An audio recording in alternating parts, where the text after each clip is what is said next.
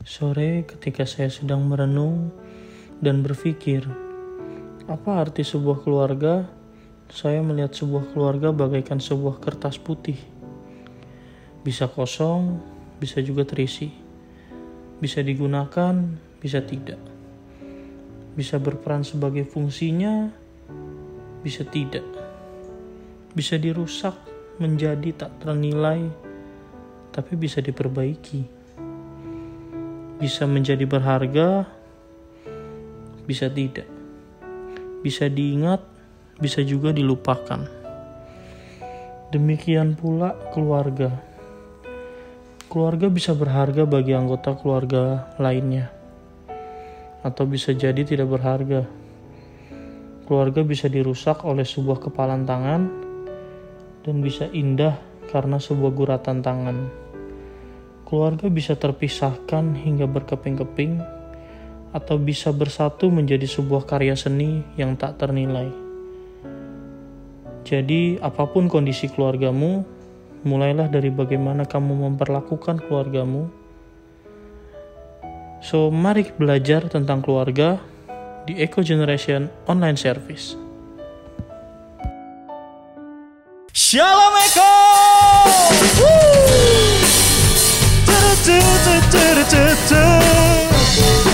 Yeay, kita tahu kita punya Tuhan yang baik. Amin.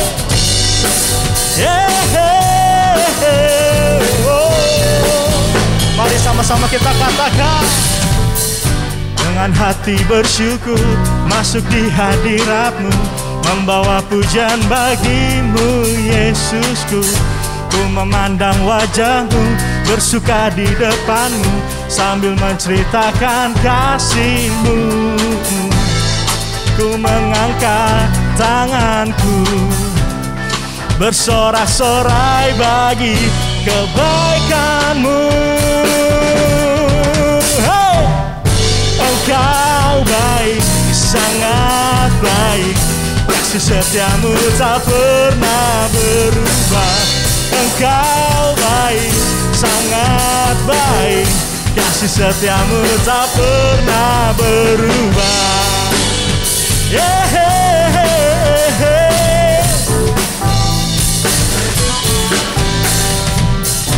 Dengan hati bersyukur, masuk di hadirat-Mu, membawa pujian bagi-Mu, Yesusku. Ku memandang wajah-Mu, bersuka di depan-Mu, sambil menceritakan kasih-Mu.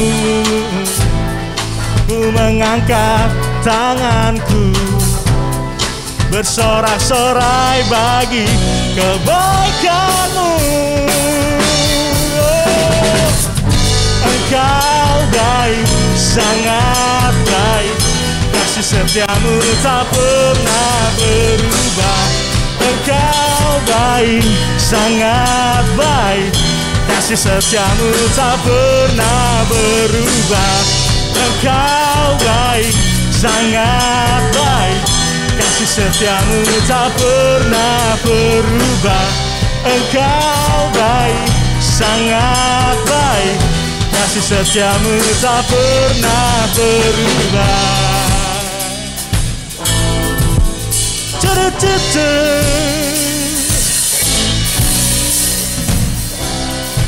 Yeah.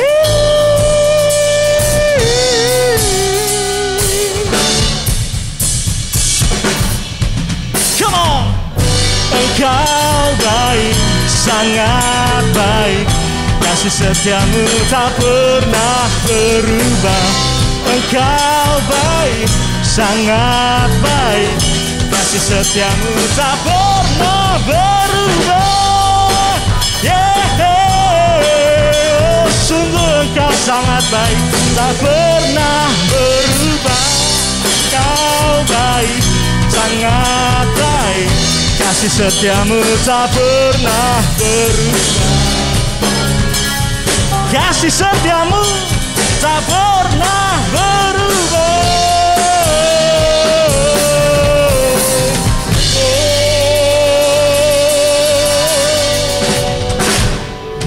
Wow. Terima kasih Tuhan, kami mengucap syukur di hadapan-Mu Tuhan. Tiba saatnya kami ingin meninggikan nama-Mu lebih lagi Tuhan. Kami ingin membawa penyembahan kami di hadapan-Mu Tuhan. Biar kiranya Kau layakkan setiap penyembahan kami di hadapan-Mu Bapa. Terima kasih Tuhan. Urapi setiap kami Tuhan, pimpin setiap kami Tuhan. Biar kiranya Kau beracara di tempat ini Tuhan. Terima kasih Bapa.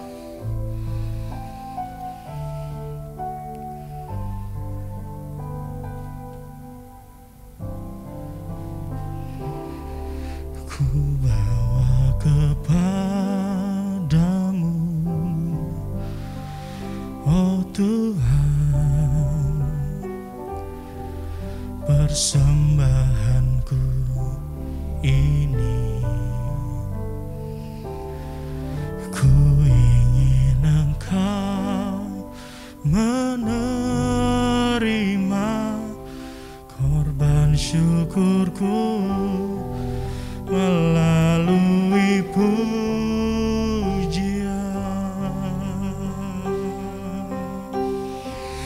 Takkan pernah ku bawa selain yang terbaik, yang harum dan sejati di hadapan tatamu. Oh Yesusku, terimalah korban syukurku ini yang mengalir di hatiku sebagai penyembahan-Mu. Ku bawa kepadamu, oh Tuhan, persembahanku ini. Ku ingin Engkau menerima korban syukurku melalui pujian. Takkan pernah ku bawa selain yang terbaik, yang harum dan sejati di hadapan tatamu. Oh Yesusku, terimalah korban syukurku ini yang mengalir di hatiku sebagai penyembahanku. Takkan pernah ku bawa selain yang terbaik, yang harum dan sejati di hadapan tahta-Mu. Oh Yesusku, terimalah korban syukurku ini yang mengalir di hatiku sebagai penyembahanku.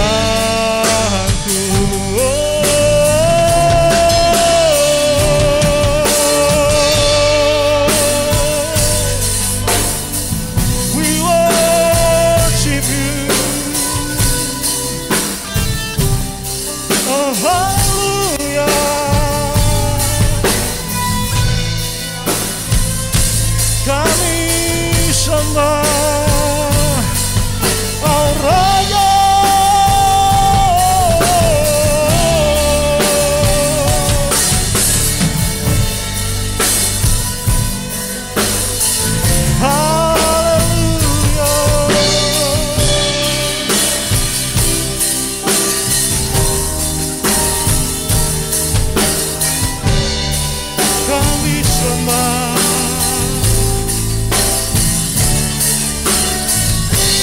Lebih sungguh lagi, mari kita katakan, takkan pernah ku bawa selain yang terbaik, yang harum dan sejati di hadapan.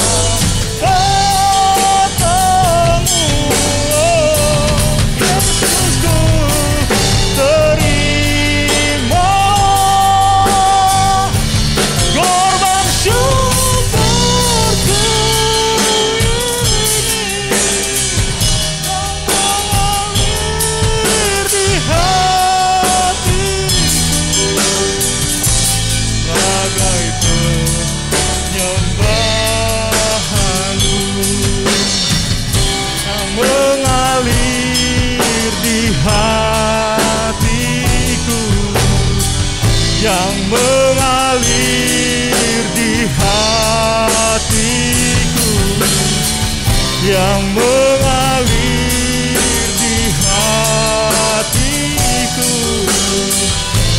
sebagai persembahanku.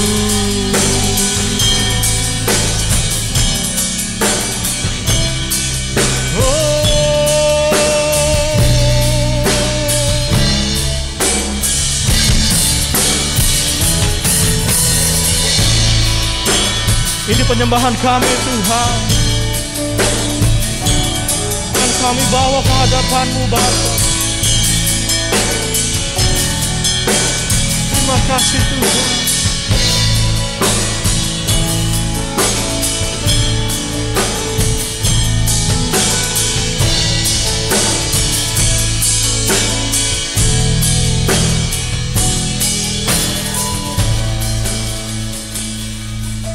Terima kasih Bapa, terima kasih Tuhan.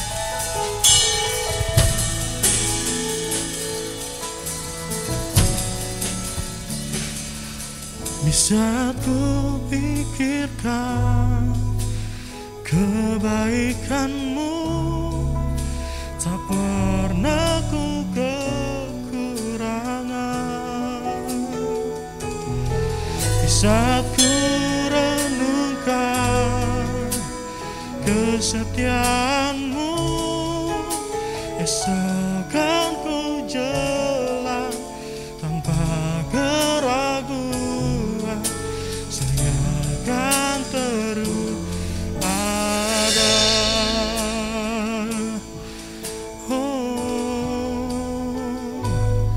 Di saat ku pikirkan kebaikan-Mu, tak pernah ku kekurangan.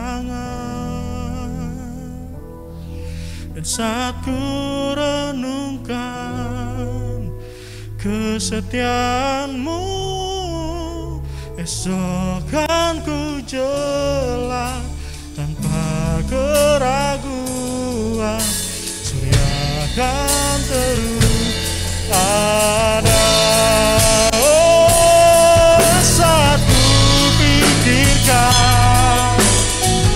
Kebaikan-Mu, tak pernah ku kekurangan. Di saat ku renungkan kesetiaan-Mu, esok kan ku jalan tanpa keraguan. Saya akan terus ada. Esok kan ku jalan tanpa keraguan. Dia akan terus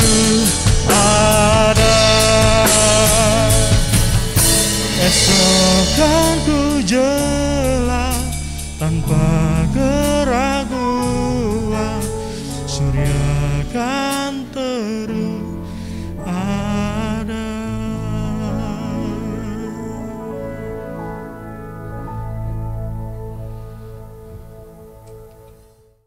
Puji Tuhan, teman-teman Eko Youth, mari kita berdoa. Kami bersyukur kepadamu Tuhan pada hari ini untuk kesempatan yang kau berikan kepada kami untuk mendengarkan kebenaran firman Allah. Kami yakin dan percaya firman-Mu berkuasa untuk mengubah hati kami. Firman-Mu berkuasa untuk menolong kami. Firman-Mu berkuasa untuk membuat kami tetap berdiri teguh di tengah-tengah situasi pandemi saat ini. Terima kasih Tuhan, kami membuka hati kami dan garaplah hati kami dengan kebenaran firman-Mu. Dalam nama Tuhan Yesus kami berdoa. Amin. Puji Tuhan. Salam semuanya teman-teman anak-anak muda yang luar biasa. Saya senang boleh menyambut saudara, menyapa saudara. Mungkin teman-teman sedang berada di rumah ataupun sedang berada di luar rumah, namun tetap mengikuti ibadah pada hari ini. Tuhan tetap memberkati setiap kita yang tetap setia untuk mengikuti ibadah pada hari ini. Tema firman Tuhan, saudara-saudara, pada hari ini yaitu beriman di tengah situasi yang tidak aman. Beriman di tengah situasi yang tidak aman. Saudara-saudaraku, kenapa saya katakan tidak aman? Kalau kita melihat situasi dan kondisi saat ini, akibat dari pandemi melulantahkan sendi-sendi kehidupan, yaitu sosial, budaya, ekonomi, politik, dan lain sebagainya. Oleh karena kehancuran berbagai sendi ini, terjadi banyak hal yang sangat luar biasa di negeri tercinta kita ini. Baru-baru ini telah terjadi PPMKM yang diselenggarakan oleh pemerintah untuk menekan angka peningkatan penyebaran COVID-19.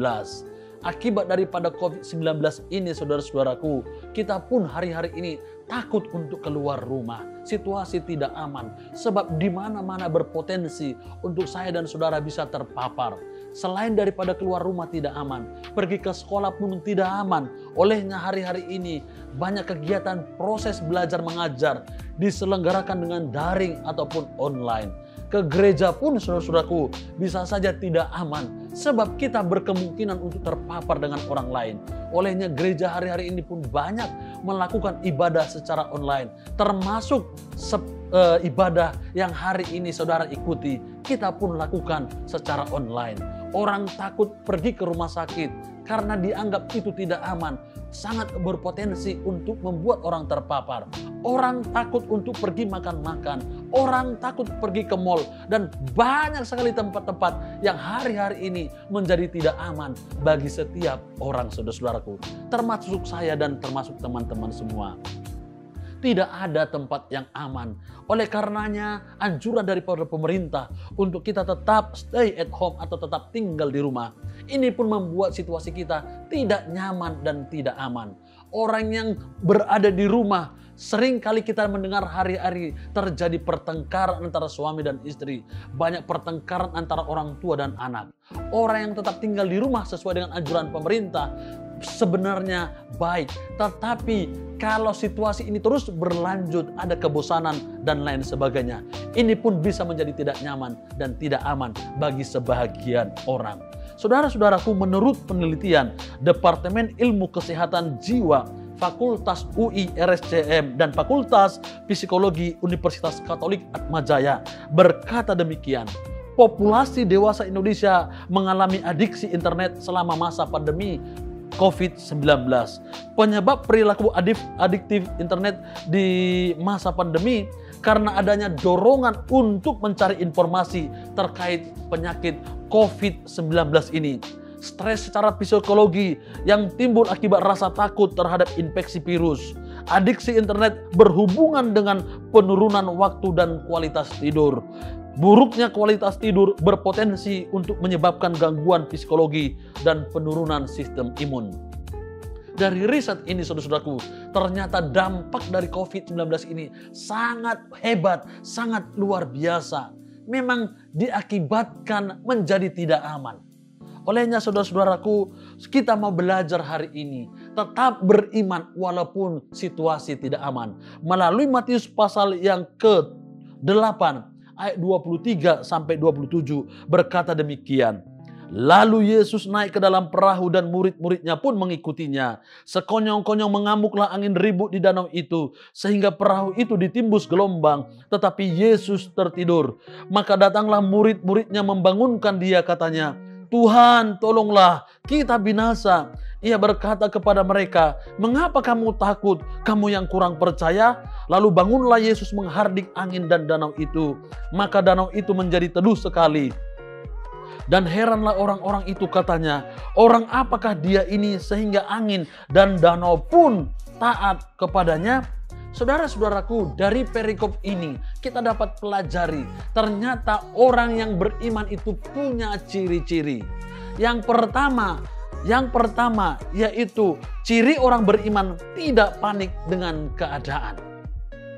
Matius pasal yang ke-8 ayat 25 berkata demikian. Maka datanglah murid-muridnya membangunkan dia, katanya, Tuhan, tolonglah, kita binasa. Ayat ini sedang mengindikasikan kepanikan yang sangat amat bagi murid-murid ketika diperhadapkan dengan angin ribut yang sangat luar biasa. Kepanikan yang dialami oleh murid-murid ini sungguh sangat luar biasa, saudara-saudaraku. Sekalipun mereka punya latar belakang seorang nelayan, tetapi kali ini angin ribut yang tidak pernah dihadapi oleh mereka membuat rasa takut yang sangat amat, membuat panik semua murid-murid yang sedang bersama-sama dalam satu perahu dengan Yesus Kristus. Saudara-saudaraku yang dikasihi oleh Tuhan, tindakan panik ini sangat berakibat fatal, saudara-saudaraku. Dalam ilmu psikologi, panik atau cemas memiliki peran yang sangat besar dalam setiap mengambil keputusan. Ketika kita sedang berada dalam kepanikan, maka keputusan kita itu sangat berpengaruh. Kadang-kadang saudara-saudaraku dalam situasi panik, kita itu tidak dapat membedakan yang mana yang harus kita lakukan, yang sifatnya prioritas maupun sifatnya yang bukan prioritas. Hari-hari ini kita sering mendengar istilah panic buying dan panic attack. Saudara-saudaraku, orang-orang yang tidak bisa mengendalikan situasi, orang-orang yang dirundung oleh kepanikan, maka dia cenderung akan panic buying. Saudara-saudaraku, sebelum diadakan PPKM, PPMKM atau PSBB yang dahulu, saudara-saudaraku, orang ketika ada dampak COVID yang luar biasa ini, orang pergi ke supermarket, ke mall, membelanjakan uang mereka untuk stok dalam beberapa bulan. Banyak daripada masyarakat Indonesia yang melakukan ini. Mereka beramai-ramai datang ke pasar-pasar, ke supermarket untuk mempersiapkan cadangan makanan mereka dalam beberapa bulan ke depan. Tahukah saudaraku dampak negatif daripada panic buying ini? Yang pertama, terjadi pemborosan. Yang kedua, saudara-saudaraku, terjadi penimbunan barang. Yang ketiga, saudara-saudaraku, ini dapat mengakibatkan kekosongan uang dalam rumah tangga. Selain daripada panic buying, ada juga istilah lain, panic attack. Orang kalau terlalu banyak mendengarkan informasi dari luar, saudaraku, tidak menyaringnya, tidak mempelajarinya, maka orang yang sedang diserang oleh panic attack ini membuat imunnya turun. Makanya tidak heran kalau kita mendengarkan, mungkin ada teman kita, ada saudara kita, ada keluarga kita, ketika kena COVID-19, lalu dengan secara otomatis imunnya turun, saudara-saudaraku. Karena apa? Selama dia belum kena, dia terlalu banyak mendengarkan dari luar tentang dampak yang diakibatkan oleh panic attack ini. Kalau kena COVID, maka nanti akan begini, akan begitu, akan begitu. Terlalu banyak informasi yang dia dengarkan tanpa dia saring, saudara-saudaraku. Ini sangat berbahaya. Kepanikan itu tidak baik sebab dapat menurunkan imunitas. Bagi teman-teman anak-anak muda yang mungkin hari ini keluargamu sedang terpapar COVID, atau mungkin engkau sedang terpapar COVID hari-hari ini. Ingat, jangan sampai saudara terkena serangan kepanikan atau panic attack ini. Sebab ini bisa membuat imun saudara turun. Saudara-saudaraku yang kekasih di dalam Tuhan, saya teringat dengan seorang tokoh yaitu Nelson Mandela. Nelson Mandela adalah seorang presiden Afrika Selatan. satu kali ketika dia pergi mengadakan kunjungan bersama dengan para pegawai-pegawainya. Di dalam pesawat terjadi turbulensi yang sangat hebat, cuaca yang tidak bersahabat. Orang-orang dalam pesawat tersebut merasa ketakutan yang sangat amat. Ada orang yang histeris, ada orang yang sampai menjerit, ada orang menangis, ada orang pingsan dan lain sebagainya. Tetapi tidak dengan seorang Nelson Mandela. Ketika situasi terjadi kepanikan, justru Nelson Mandela mengambil buku, lalu tersenyum membaca. Lalu orang berkata, Nelson, kenapa engkau bisa tetap tenang? Padahal semua dalam keadaan panik, saudara-saudara. Tanpa menjawab, dia memberikan senyuman yang manis kepada orang yang bertanya kepadanya. Tidak lama kemudian, cuaca pun mulai membaik dan bersahabat. Dan tibalah mereka di tujuan. Lalu orang yang bertanya kepada Nelson Mandela tidak puas dan dia terus bertanya. Akhirnya Nelson Mandela berkata demikian. Kalau semuanya panik dan saya ikut panik, apa jadinya? Ternyata Nelson Mandela itu, saudara-saudaraku, saya yakin diam-diam dia juga membaca kisah apa yang dialami oleh murid-murid Tuhan Yesus ketika bersama dengan Yesus dalam sebuah perahu menghadapi angin ribut yang dahsyat itu. Nelson Mandela lebih memilih untuk tetap bersikap tenang ketimbang ikut panik bersama dengan orang-orang yang ada bersama dengan dia dalam sebuah pesawat tersebut. Raja Daud berkata demikian, hanya dekat Allah saja aku tenang, daripadanya lah kekuatanku. Ternyata saudara-saudaraku, obat yang paling efektif untuk mengalahkan kepanikan adalah dekat dengan Tuhan. Orang kalau dekat dengan Tuhan, masalah boleh ada, pergumulan boleh ada, tantanganmu boleh ada, tetapi kedekatanmu kepada Tuhan akan membuat engkau merasa aman, akan membuat engkau merasa tenang, engkau akan dimampukan untuk boleh menghadapi semua yang sedang terjadi saat ini. Saudara-saudara, anak-anak muda yang dikasihi oleh Tuhan, ciri pertama orang beriman yaitu tidak panik dalam segala keadaan. Jadi saya mengajak yuk anak-anak muda, jangan panik ya. Tetap percaya kepada Tuhan. Panik itu bukan solusi. Panik itu bisa berbahaya. Sebab keputusan yang kita ambil itu bisa amburadul kalau kita sedang panik. Nah yang kedua, ciri orang yang beriman adalah mengandalkan Tuhan dalam segala perkara. Mengandalkan Tuhan berasal dari kata Ibrani yaitu batah. Artinya lebih confident, lebih yakin, lebih merasa aman, lebih percaya dan lebih mempercayakan dirinya sepenuhnya hanya kepada Tuhan. Orang yang mengandalkan Tuhan berarti mempercayakan seluruh hidupnya kepada Tuhan.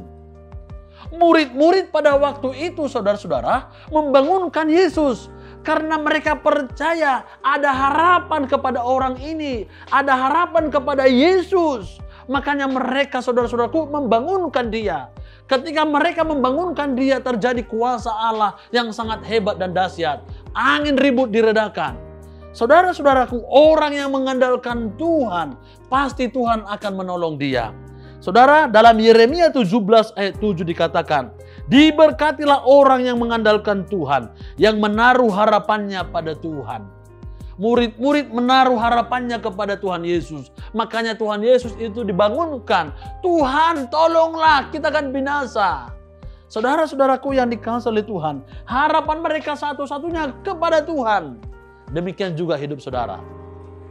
Harapan kita bukan terletak pada uang yang banyak. Uang yang banyak bisa habis.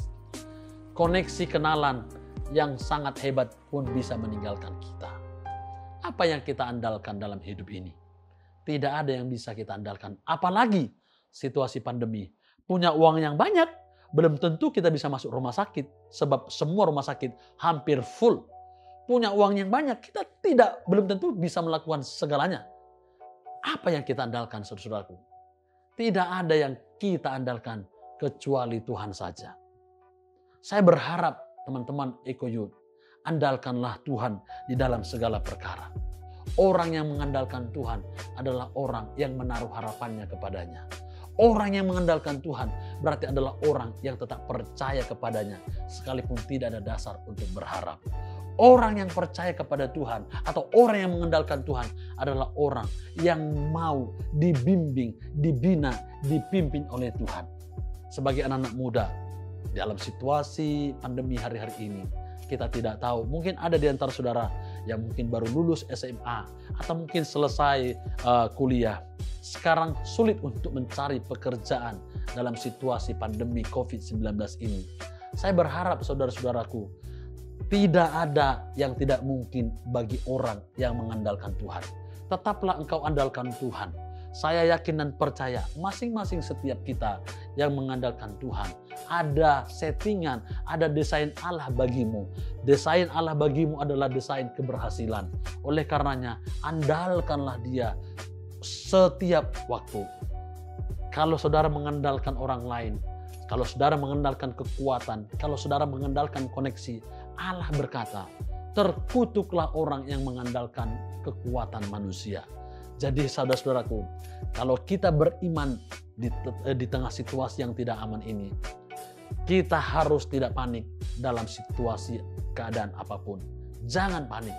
Yang kedua, ciri orang beriman, maka dia akan tetap mengandalkan Tuhan dalam segala perkara. 2 poin ini kiranya dapat memberkati setiap anak-anak muda yang sedang mengikuti ibadah Eko pada hari ini. Tuhan Yesus memberkati saudara-saudara. Mari kita berdoa. Kami bersyukur kepadamu ya Tuhan untuk firman-Mu. Kami sungguh percaya Tuhan, di tengah-tengah situasi yang sangat sulit, mungkin ada angin ribut persoalan, angin ribut sakit penyakit, ada angin ribut tantangan dan pergumulan yang berat diakibatkan oleh pandemi COVID-19 ini. Kami mau belajar Tuhan tentang apa yang Tuhan telah peragakan melalui firman Allah yang telah kami baca. Kami mau belajar Tuhan, kalau kami berada dalam situasi yang tidak aman, kami mau supaya hidup kami tidak panik dalam menghadapinya. Kami tidak mau panik Tuhan, sebab kepanikan dapat mengakibatkan keputusan-keputusan yang kami ambil itu salah. Kami mau belajar Tuhan, tetap boleh menjaga hati kami. Dengan hati kami dekat kepadamu, maka kami akan tetap tenang. Tuhan Yesus, kami juga mau Bapa mengandalkan Engkau dalam segala hal. Dalam situasi yang sulit hari-hari ini, Engkau sajalah yang menjadi andalan bagi setiap kami. Tidak ada yang patut kami andalkan, tidak ada yang dapat kami andalkan, tidak ada yang kepadanya kami terus berharap Tuhan, kecuali Engkau saja. Olehnya Tuhan, anak-anak muda Eko Youth yang mengikuti ibadah hari ini, sekalipun situasi sangat sulit bagi mereka yang lulus SMA atau bagi mereka yang sudah lulus dari perkuliahan, mungkin mencari pekerjaan adalah hal yang sulit. Tetapi Tuhan, hamba-Mu berdoa bagi setiap anak-anak muda yang tetap mengandalkan Tuhan, maka Tuhan akan menolong mereka, Tuhan akan memberkati mereka, Tuhan akan terus menyertai kehidupan mereka. Tuhan kiranya menolong setiap anak-anak muda yang mendengarkan firman Tuhan hari ini. Biarlah firman-Mu menguatkan hati setiap anak-anak muda ya Bapa. Terpujilah nama-Mu ya Tuhan. Kami sudah selesai mendengarkan firman. Dalam nama Tuhan Yesus Kristus kami berdoa dan kami bersyukur kepada Engkau. Haleluya. Amin, amin, amin. Puji Tuhan, saudara-saudara anak-anak muda, tetap semangat. Tuhan memberkati saudara. Shalom.